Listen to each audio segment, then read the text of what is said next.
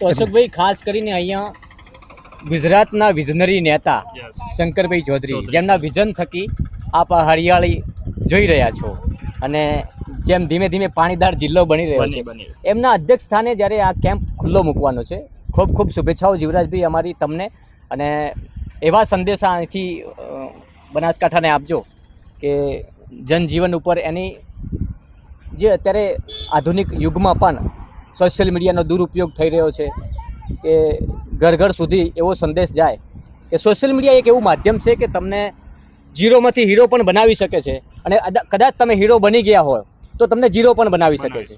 ચોક્કસ છે રાજભાઈ, મને તમારી અમુક વસ્તુ હું કહું છું ઘણી વખત કે માત્ર કોઈ વસ્તુ સોશિયલ મીડિયા ઉપર જોયા જાણ્યા વગર આપણે ગમે તેને સમજો કે આપણે ફોરવર્ડ કરી દીધી, આપણે એ મેસેજને ફોરવર્ડ કર્યું, એના માટે રાષ્ટ્રની ભાવના સાથે પહેલું જોવું જોઈએ કે ભાઈ આપણે આમાં કંઈ જાણીએ છીએ, આપણે જોયું છે, આ બનાવ બન્યો છે કે નથી બન્યો. આવી બધી બાબતો તમે ઘણી વખત મૂકો છો, અને તમે જે આટલા બધા ફોલોઅર્સ તમને બધા લોકોને મળે છે, શા માટે મળે છે?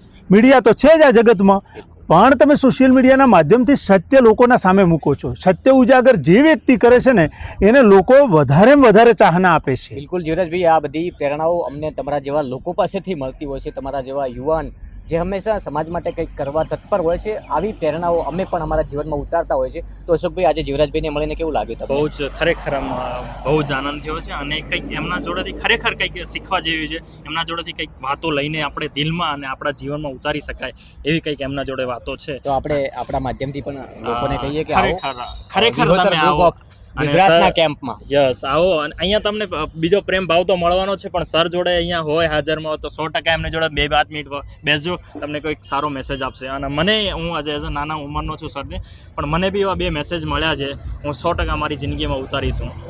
ખૂબ ખૂબ આભાર અમારી સાથે જોડાવા બદલ જીવરાજભાઈ.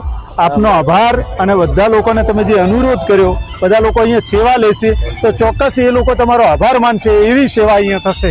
ચોક્કસ આપનો ખૂબ ખૂબ આભાર. આપની મુલાકાત લીધી એ બદલ ખૂબ ખૂબ આભાર. પલ પલની અપડેટ આપવાના છીએ. આવા મહાકેમ્પની આયોજન કેવા છે, કેવા પ્રકારની વ્યવસ્થા છે, કેવા પ્રકારની અહીંયા કેવી રીતના કલાકારો પણ અમારી સાથે, કેવા પ્રકારના ગુજરાતના ખ્યાતનામ કલાકારો પણ અહીંયા ઉપસ્થિત ગમનભાઈ ભુવાજી હાલ ચાલતા ગયા છે અને આવવાના છે. ખાસ કરીને આપણા ગુજરાતના એક એવા યુવા કે જેમનું નામ આજે દેશભરમાં ગુંજી રહ્યું છે, એવા ગમનભાઈ સાંથળ, જેઓ પગપાળા યાત્રા રામાપીર એટલે રામાધણીના ચરણ સ્પર્શ કરવા પહોંચી રહ્યા છે. ત્યારે એમની સાથે માત્ર ચાલતા હતા, પોતાના પરિવાર જ ચાલતો ગયો છે, પરંતુ એમની સાથે જે લોકો એક ગામથી 5-5 હજાર લોકો જોડાય છે ને, આ એમની તાકાત છે, આ એમની ઓળખ છે.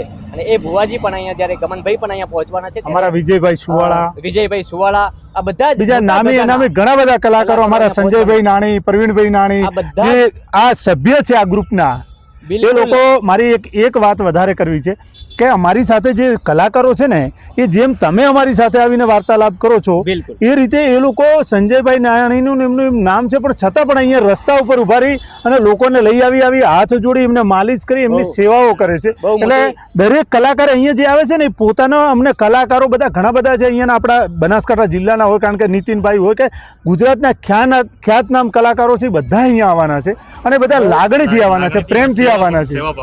અશોકભાઈ, આમ તો આ કલાકારોને જોવા માટે ખર્ચો કરવો પડે અને લાઈનમાં ઊભું રહેવું પડે, પરંતુ આપણને અહીંયા જોવા મળવાના છે બિલકુલ ફ્રીમાં. તો આવો, આ વિહોતર ગ્રુપ ઓફ ગુજરાતનો જે આ કેમ્પ છે, સેવા કેમ્પ, એનો ચોક્કસથી લાભ લો. અને મહત્વનો સંદેશ એક આપું છું કે અહીંયા મેડિકલ સુવિધાઓથી સભર આ કેમ્પમાં અહીંના જે કાર્યકર્તાઓ છે એ પોતે જ આવનાર ભાવિ ભક્તની સેવા કરશે, અને આવનાર ભાવિ ભક્તને જે પગપાળા ચાલતા આવતા હોય છે એમને પોતે જે અહીંયા કાર્યકર્તા કામ કરી રહ્યા છે અમારી સમાજના યુવાનો, એ પોતે માલિશ કરશે. બહુ મોટી વાત છે. બોલો અંબે માત કી જય.